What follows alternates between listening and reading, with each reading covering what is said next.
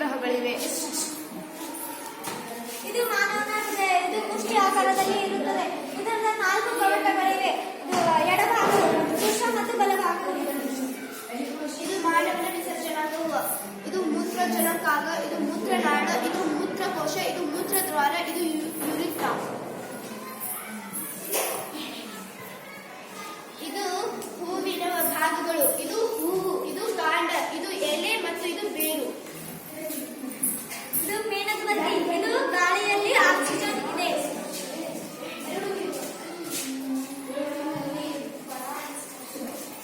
ಭೂಮಿನಲ್ಲಿ ನೈಟ್ರೋಜನ್ 99% ಇರುತ್ತೆ. Oxygen, carbohydrates. ಇದು ಪ್ರತಿಫಲನ ಲಂಬ ಪತನ ಕಿರಣ. ಮಾನವ ನಿರ್ನಾಮ ಶೀಘ್ರ ಮಧ್ಯಭಾಗ ಬಾಲ. ಇದು ಮಾನವನ ಗಂಡು ಸಂತಾನೋತ್ಪತ್ತಿಯ ಅಂಗ. ವ್ಯಾಮನಾಳ ಶಿಶ್ನ ವೃಕ್ಷಣ. ಹೂವಿನಲ್ಲಿ ಭಾಗಗಳು ಹೂವು, ಕಾಂಡ, ಎಲೆ, ಬೇರು. ಬೇರೆ ಬೇರೆ ಆಕಾರದ ಕಾಂತಗಳು.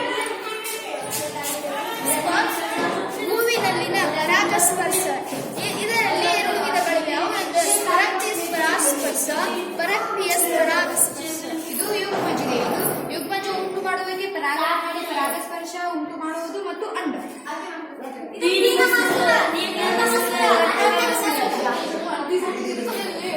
ಇದು ಆರ್ಕಿಮಿಡಿಯಸ್ ದರ್ಪಣ.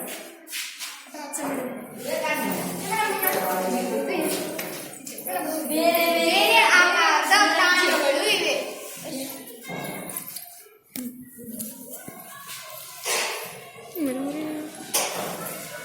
ಚೆನ್ನಾಗಿದೆ.